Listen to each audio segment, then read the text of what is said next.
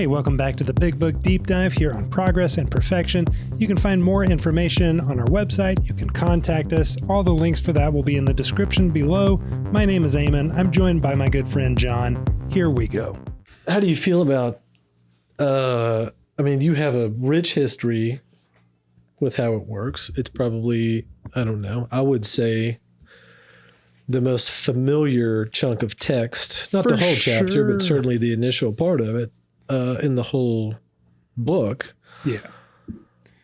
What do you see as your relationship with the beginning of chapter 5, how it works?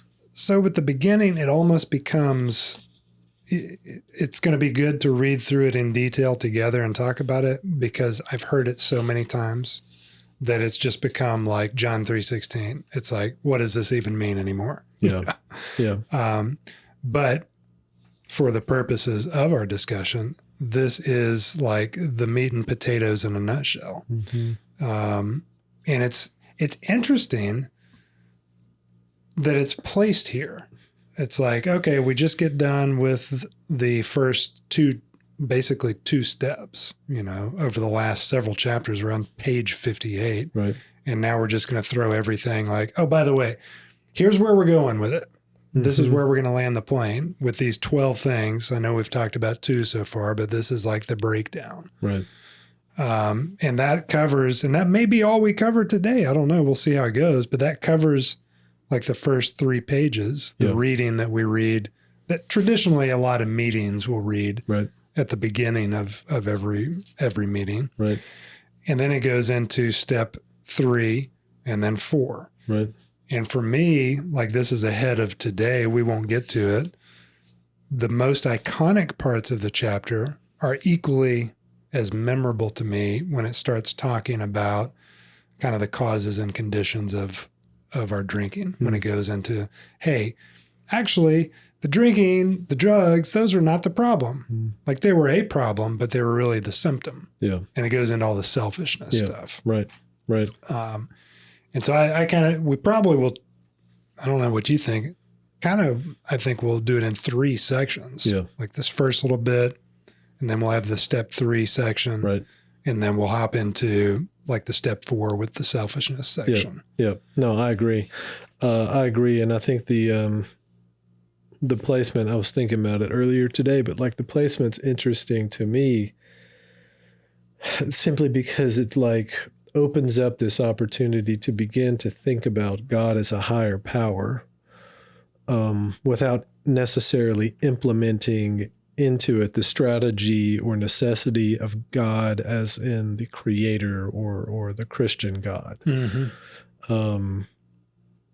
And I think like maybe there's, well, not maybe, but there's purpose behind spending that amount of time really digesting through those first 2 steps, because like, I guess the hope is given that amount of time, given that amount of exploration and examination, when you really, I don't know, to me, the meat and potatoes really starts with step 3 and that 3rd step prayer. When you're praying that 3rd step prayer, I guess the hope is, when you're saying, I offer myself to you to build with me and to do with me as you will, man, that's a big step like we've talked about. Mm-hmm. Just the trust and confidence you have to have in what you're doing. Yeah. I don't think you can pray that prayer lightly. Mm-mm. Those that do don't usually start their 4th step. Yes, correct. Correct. 3 is kind of the end of the beginning. Mm-hmm. It's like we've got these formative and necessarily lengthy explanations of 1, and especially 2, which the last couple of weeks drove home the point. Kind of the point of that last chapter to me was one of them, at least, lack of power. Mm-hmm. That's what it said. Lack of power. That's our dilemma. And then we move into, all right, so we got to find this, to your point, power greater than ourselves. Mm-hmm. And then take that action. Yeah. Right. Like, are we going to man up and do that? Or, we're going to keep trying it our own way. We're going to call it a doorknob? Are we going to keep it as a doorknob? Are we going to turn our will and our lives over to the care of the doorknob? Right. Or are we going to take that leap of faith and allow God to be who he says he is. And I think that's I don't know, that's why the third step prayer has always been just really impactful and just this, it's drilled in my head. Like, it's just this permanent reminder of the posture I'm supposed to be having on a daily basis. Do I have that posture every day? No. Progress, not perfection. Yeah. Or progress and perfection, I guess, would be the...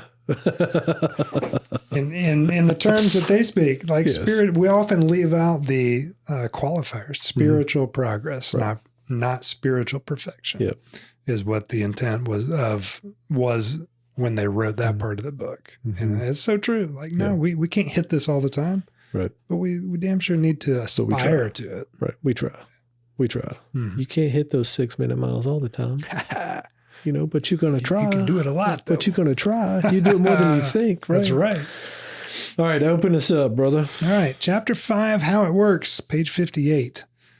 Rarely have we seen a person fail who's thoroughly followed our path. Those who don't recover are people who cannot or will not completely give themselves to this simple program. Usually men and women who are constitutionally incapable of being honest with themselves. There are such unfortunates, they are not at fault.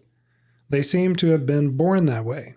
They're naturally incapable of grasping and developing a manner of living which demands rigorous honesty. Their chances are less than average.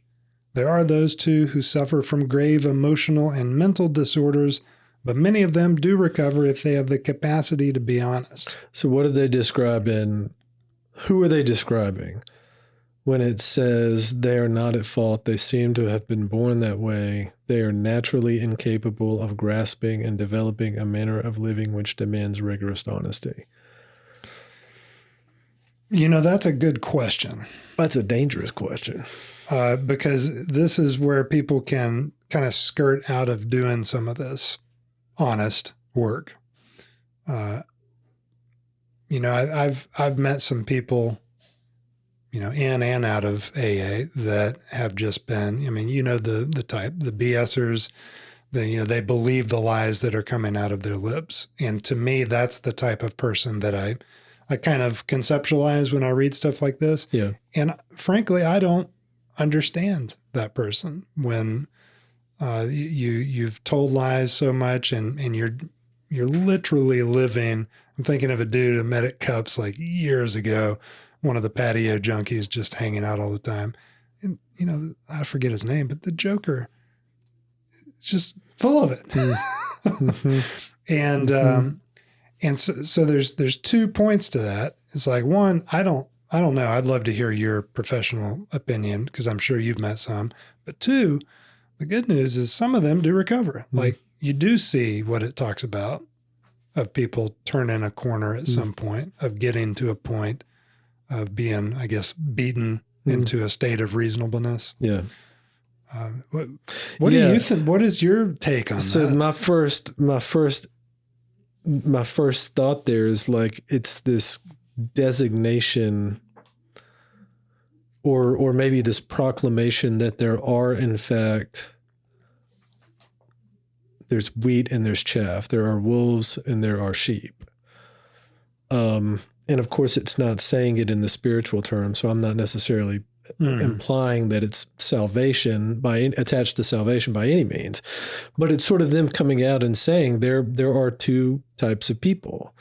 There are people who can recover, and there are people who cannot recover. That idea, it's not their fault that they can't recover, so we're not casting blame on them per se, but they literally fundamentally cannot grasp what rigorous honesty means. And I mean, like, if you really get down to it, and it doesn't mean that all narcissists or sociopaths are incapable of recovery, but it's kind of like what you're talking about there. Somebody that has just built their foundation upon like lies and deceit and manipulation and coercion and game theory.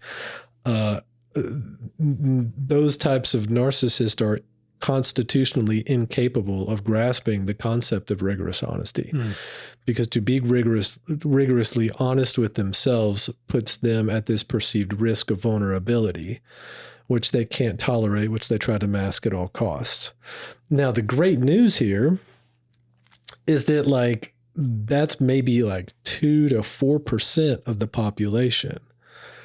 And so their description, I think, is super accurate. And I don't think that's by accident, considering the people that they were influenced by. I think they were probably aware of that a vast majority of people can and do get sober when they apply the principles of this program.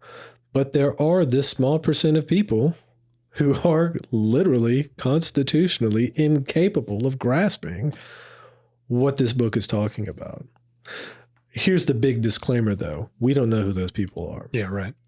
So we're not in the position to sit in judgment as to whether or not this person can or can't get sober. Our job is, I mean, we'll get to it, but our job is step 12, to carry this message to other alcoholics and to practice these principles in all our affairs. Yeah. In the hope that, yes, this person grasps it. Yeah. We try to carry it, right? Correct. That doesn't mean it's going to stick or take. Doesn't mean that we're going to see it sticking or taking immediately. Right. But yeah, it's still, regardless, it's our duty to not perceive this poor person as being constitutionally incapable.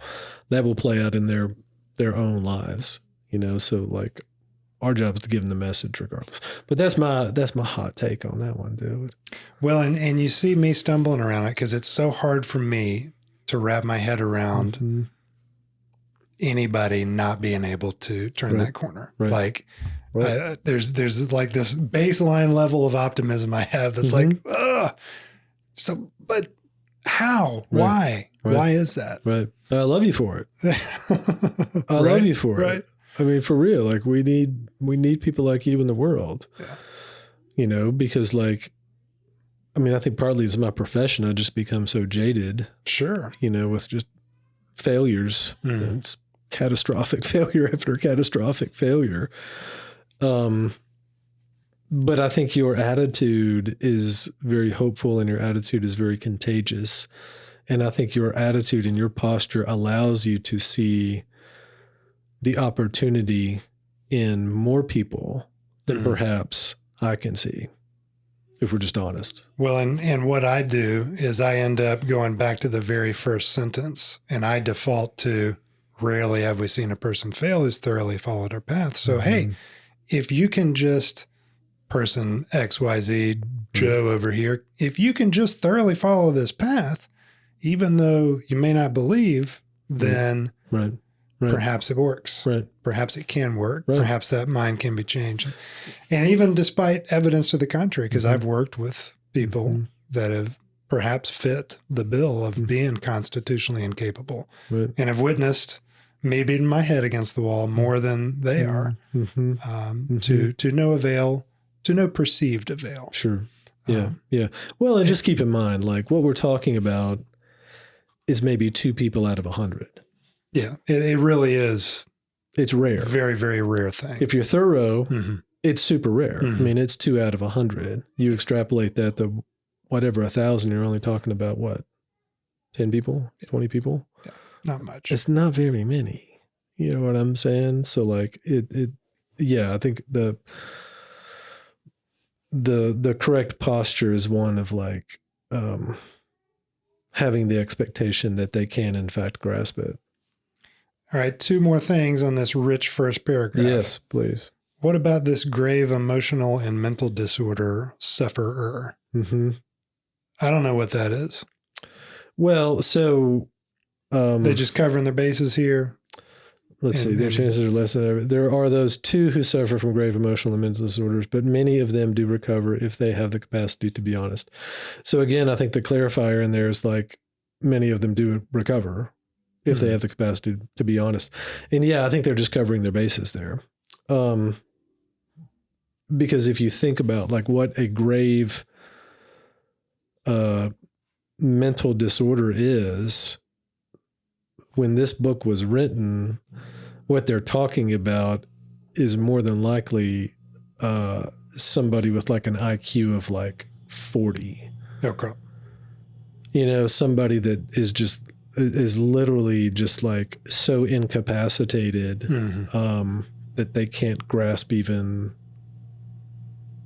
you know, they can't really grasp much of anything. Yeah. They're just barely there. Right. Barely hanging. Right. And so I think like that's a way to cover their base. But then also like, I mean, the mental disorder can be narcissism. I mean, that's a mental disorder, you know, that could certainly limit your chances of grasping it, you know, but yeah, I think it's a base cover. Okay. And where's the line between thoroughly following our path and just following it enough? Yeah. Well, there's thoroughly followed our path, and it's followed up with completely give themselves to this simple program. Yeah. Yeah. You know, so where's the line? I don't know. I guess, I don't know. Sobriety's the line? Yeah. I don't know. Yeah. You know, I don't know what that, I mean, thoroughly implies thoroughly and completely. The whole thing. Implies everything. And the thing being the steps to me. Correct. The thing being the steps. Yeah. And I mean, as we're going to find out, it starts with this very poignant declaration of whose will is in charge, which to your point earlier, you're like, you ain't going to get to step 4 if you balk at step 3. Yeah.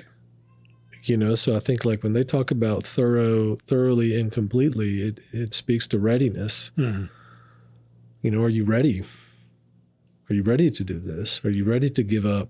Are you ready to turn yourself over? You know, not to, let's be clear, not to the control of Alcoholics Anonymous, not over to the control of your sponsor, but are you ready? Are you ready to completely give yourself over to the will of God? That's a big step. That's a big deal. But I don't know how you give yourself partly and think you're going to do well. It almost reminds me of, you know, that you've heard people ask, well, how many meetings do I need to go to stay sober? And of course, the old timers' witty response is, well, just keep cutting back until you get drunk. And that was too few. It's like, there's not really an answer, but you know, you kind of know, am I doing enough? Am I doing the whole thing? Am I doing what's sufficient? Yeah. And I mean, I've got a couple of like workbooks that help people work through the steps. And I mean, most of it is like a checklist. Yeah. And it just speaks to that thorough and completeness of this text as a program and your ability to thoroughly and completely digest it all and accomplish it all. You know, it's not, I don't know. It's not supposed to be rules. It's supposed to be suggestions. But they're like necessary suggestions, you know? Like, I don't know. Yeah. It's almost, I don't know. Maybe, I don't know. What do you think about that? Well, and in that sense, the form does not necessarily need to take precedent over the substance of the step. And yes, and I've got them too, and we'll link them. You know, we can kind of pull together some of the material and start linking that in the description for like practical step working tools. But there's a bunch of them, and there's time tested ones. Most of them look very similar. The thrust is the same across the board. Different sponsors have different ways of doing things quickly or slowly. I've changed my ways over the years of doing quickly and slowly and this, that, and the other. But I think it's more to the theme of what we're doing. Yeah. Are we really, I can't, getting to the point of saying I can't, he can, I think I'll let him, and taking some action. 1, 2, 3, here we go. Or are we just dilly-dallying around in pomp and circumstance? Yeah. Good. All right. Second paragraph. How about that?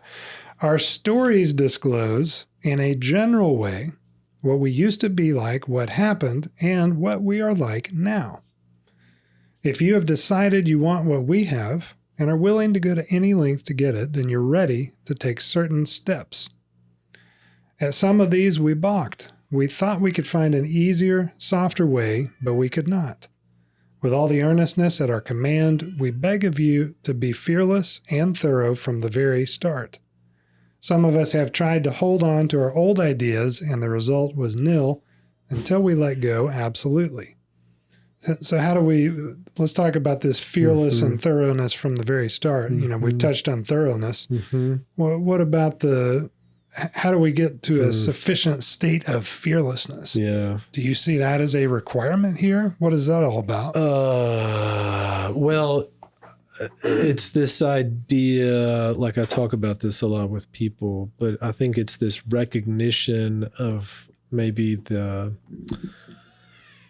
snakes that are inside of you and coming to the realization that you're just full of them. And I think the only way to work through them is to recognize and to admit that they're there. And that can be a scary proposition, you know, because you become used to them. You know, you can use them to your advantage, especially in the midst of your addiction. You know, but I think like the fearless piece is almost a working out. You have to know what you're afraid of to become fearless. And so I think that's where step 4 can really help out in beginning to identify the character defects, the fears, you know, that have been sort of behind the facade of strength or power or invincibility. And I think once you begin to recognize what those fears are, you can finally deal with them. But until you see them, you can't. And they're going to continue to inhibit your ability to get sober and to get clean. If I can't acknowledge that I'm insecure, I'm never going to get clean and sober, you know? But I've got to be able to recognize what that fear is within me and how that fear manifests itself, that snake that's inside of me, and be willing to address it and like pull it out and then look at it and deal with it. But that takes guts. And in that, I think you see the honesty being the real legwork. 100%. You know, because you, like what you're saying, you got to figure out how to be honest about this to bring it into the light. That's right. And that's to me the fearless part of like, okay, for sure. Well, it's scary, but by golly, got to do it. Here we go. I've got to deal with this. Yeah. I've known it's there. Yeah. I haven't been able to name it for so long. I've been toying around with it and playing around with it. And I've been bitten by it for freaking every day for however many years now, but I'm finally ready to recognize it, call it what it is, and deal with it. Yeah. You know, but I mean, like snakes are scary, bro. It's a built-in reflex we have. It's one of the few that we've got, but like that sucker's drilled into our brain for a good reason. Anything else on that little section for you? I mean, you know, I think it's worth like reiterating there. Some of us have tried to hold on to our old ideas. The result was nil. I mean, how many times have you seen people come in to the rooms and they're going to cling to this idea of like, don't hear me wrong, but like faith is going to get me through, you know, or prayer is going to get me through this old idea of what the solution is. The half measures. Yeah. In some good way. Half measure. Yeah. Good half measure. And all good stuff. Prayer's good. Love prayer. Yep. Need to pray. But is that going to do it? Yeah. It hasn't done it so far. Yeah. So at some point you've got to let go of that. And I think that goes back to our thoroughness piece. Yeah. It's like, okay, well, let's just go ahead and make sure. Right. Better to overstep that than to risk coming up short. That's right. That's right. All right. Remember that we deal with alcohol. Cunning, baffling, powerful. Without help, it is too much for us. But there is one who has all power. That one is God. May you find him now. Half measures availed us nothing. We stood at the turning point. We asked his protection and care with complete abandon. And here are the steps we took, which are suggested, they are suggestions, as a program of recovery. 1. We admitted we were powerless over alcohol, that our lives had become unmanageable. 2. Came to believe that a power greater than ourselves could restore us to sanity. 3. made a decision to turn our will and our lives over to the care of God as we understood him. 4, Made a searching and fearless moral inventory of ourselves. 5, Admitted to God, to ourselves, and to another human being the exact nature of our wrongs. 6, We're entirely ready to have God remove all these defects of character. 7, Humbly asked him to remove our shortcomings. 8, Made a list of all persons we had harmed and became willing to make amends to them all. 9, Made direct amends to such people wherever possible, except when to do so would injure them or others. 10, Continued to take personal inventory, and when we were wrong, promptly admitted it. 11, Sought through prayer and meditation to improve our conscious contact with God as we understood him, praying only for knowledge of his will for us and the power to carry that out. 12, Having had a spiritual awakening as the result of these steps, we tried to carry this message to alcoholics and to practice these principles in all our affairs. Many of us exclaimed, "What an order! I can't go through with it." Don't be discouraged. No one among us has been able to maintain anything like perfect adherence to these principles. We're not saints. The point is that we're willing to grow along spiritual lines. The principles we have set down are guides to progress. We claim spiritual progress rather than spiritual perfection. Which I'll follow up there with the paragraph after the steps. Just briefly, which step caused you the biggest problem? What was the hardest one for you to get through? I started balking at 4. The two common areas where people start putting the brakes on, 4 and 9. It's like, we got to actually do something. Or 5 and 9, if you want to put it that way. But I really didn't stand still too long because I was, I think I was just afraid of disappointing my sponsor too at the same time. And he gave me like a couple weeks, and I, screwed around, didn't do any writing, and I said, well, I need another week. I said, no, we're going to do it on Saturday. So get it done. Yeah. And man, I just got it done. But the prospect of this moral inventory, I mean, that's a scary prospect. It sounds scary and hairy and big and yucky, and it is. Yeah. But it's also like not as big as our mind can make it either. Right. And I found that to be true once I actually just did it. Like, the anticipation was worse than the participation. Yeah, for sure. By far. For sure. You mentioned 9. Why'd you mention 9? Well, we got to actually go and make amends. I don't like saying I'm sorry. I don't like dragging up the past. I'm real grateful I got sober young because I didn't have a lot. I didn't have a lot of life, period, for a 4th and 5th step.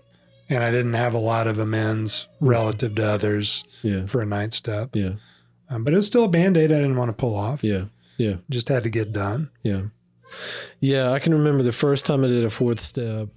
Yeah. I just didn't take it seriously. I was putting down things like McDonald's and Taco Bell because like they used like fake meat. Yeah, I was just being. I remember writing stuff like that down. Yeah, I was just being dumb. Like I did not grasp the library seriousness of it. Right.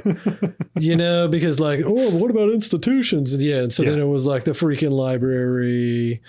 Yeah, the principal. Just being not taking it seriously. Yeah. And then I can remember doing it with who I would say my sponsor was, and it had a whole different flavor to it. Mm. It was sort of this realization that, no, man, if I want to get through this thing in one piece, I need to take this process a little bit more seriously. Mm-hmm. And to your point, coming to grips with for me, it was hard to make a moral inventory because it was like, I'd rather talk about McDonald's than some of the people I fucked over. And having to remember all that stuff was just like, oh my God, this was awful. So honestly, like, I was jazzed to do my 5th step because I was sick of sitting in it. get past it. Yeah. I was like, bro, I need somebody to help carry this stuff with me, and I was so fortunate to have a sponsor who was willing to do that. Somebody that I really trusted and didn't balk at the prospects of some of the things that I was telling him. But yeah, I mean, I'm with you even at step 9. I mean, it's one thing to deal with the shame with our sponsor. It's another to have this sort of like to bring that shame out into the public. But I don't know. We'll get to it later on. More times than not, though, when I would make amends with people, one, I was either met with, huh? I don't even remember that, which was like, okay, well, that's good. Or, bro, I forgave you for that, 10 years ago, so, but I'm with you on that. Okay, so what about this idea of progress here? We kind of hinted at it earlier. No one among us has been able to maintain anything like perfect adherence. We claim spiritual progress rather than spiritual perfection. Why is that so important? Well, if we thought we had to do it perfect, it would be a lot easier to drop out at the first sign of, well, I screwed up. I failed this test. Here's another failure. I guess this isn't for me. So it's both extremely important to me to reiterate this, that these are spiritual steps that we're doing. Like this is a spiritual process that we're going through. And we are trying to turn our life and our will over to the care of God, the maker of everything, and turn back to him for many of us, and then go through this healing and reparation process so that we can live one day at a time according to his will, not according to ours. So it's like this is kind of a big deal, right? Yeah. And it needs to be propped up on a pedestal to a high degree so that we know this is serious. Right. However, we should be reminded and comforted by the fact that it is an ideal, and each step, we can't do these perfectly. Right. The 4th step and the 5th step I did, 21 years ago, I left stuff out. I can't remember everything. I still don't remember everything, even with that. Like I said, I was young when I got sober, even for that small period. Yeah. There's no such thing as perfection. Right. And so we should allow ourselves some of the grace that is freely given, provided we're taking the steps and honestly, trying to do it as thoroughly as we can. Right. Yeah. And I think I think that's 100% right. The other thing that it also, I guess, encourages us not to do is to fake it. Because if the goal is like perfection, how many of us would be in this ballpark where we're just going to fake perfection just to get through the next thing? That's a good point. Yeah. And so it's almost like freedom on both ends of it, where we get to be, I don't know. We don't have to be afraid to fail. Back to the fearless piece. We don't have to be afraid to fail at it, because it is about, like you said, this process that's full of grace. And it's not something that, I don't know how you feel about this, but you don't go through the steps one time. We're working the steps on a daily basis in one form or another. Yeah. So we're always having this opportunity to continue to grow. If it was a perfection thing, it'd be a one and done thing. And well, I did it perfectly, so I don't need anything else. So. No, and I agree with that. It's a progressive thing that we're done when we die, right? Right. And hopefully it's up and to the right, that progress over time. And you zoom in and there's going to be peaks and valleys. But yeah. All right. Last little bit here. Our description of the alcoholic, the chapter to the agnostic, and our personal adventures before and after make clear 3 pertinent ideas. A, that we were alcoholic and could not manage our own lives. B, probably no human power could have relieved our alcoholism. C, that God could and would if he were sought. And so it closes, and I maybe should have read that earlier. That's kind of the close of that reading portion that we have in most meetings. Yeah. It closes with kind of a 1, 2, 3 shot again. Yep. Like, hey, this to just drill it home. This is really the core of it. You know, we are screwed here. We're alcoholic. We cross that line, and we can't manage things ourselves. Probably no human power could have relieved this, and so we're left back at that proposition of lack of power was our dilemma. Yep. Period. Yep. Period. Yep. If it wasn't, we wouldn't be in this predicament. It'd be a different predicament, but right. Well, and what a glorious promise that C is. Yeah. Could and would. Yeah, he can and he will. And if he were sought. And you know, we'll talk about step 3 next time, but just to preview it, I'll read the step, made a decision to turn our will and lives over to the care of God as we understood him. And 3 things to point out there.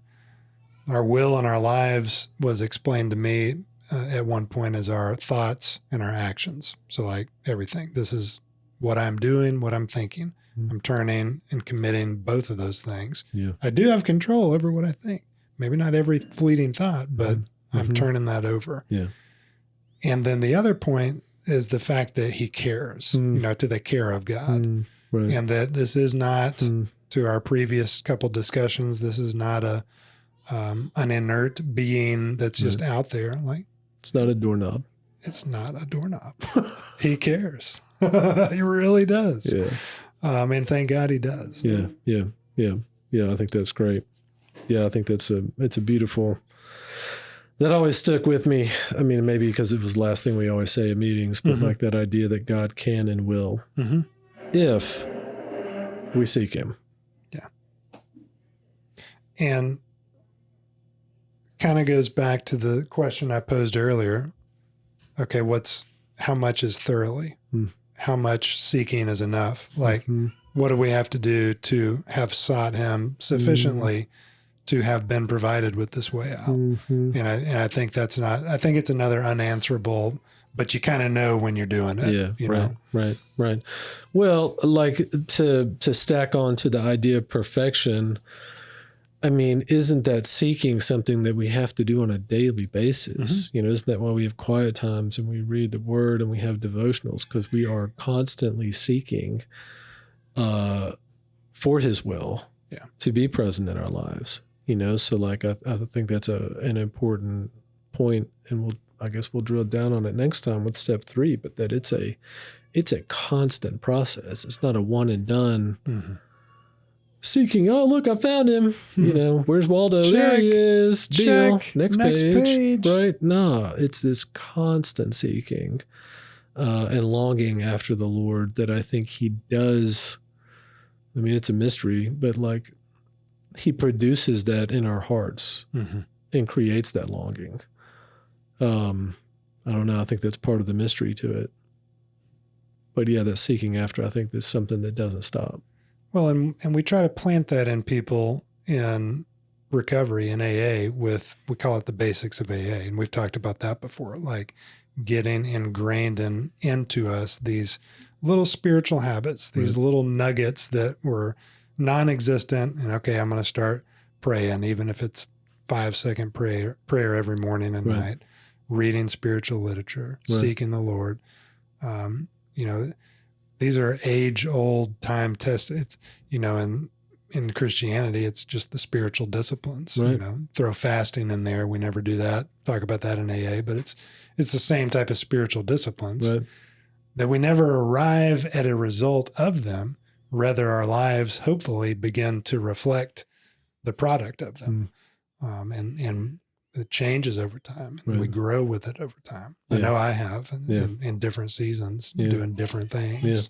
No, I mean, I learned to pray. I learned to pray in treatment. Yeah. Just hitting my knees every single day and just got that habit and repeating the 3rd step prayer to myself every day and just got into that habit, you know, and it speaks to what you're saying, those disciplines, those spiritual disciplines that I think do overlap with the spiritual principles that this book applies. Step 3, Brady. Step 3 coming All right. hot next time. Always a pleasure. Enjoyed it, my friend. Good to see you. Likewise. Hey, thanks for listening. You can find more info at progressandperfection.com, and we'll talk to you tomorrow.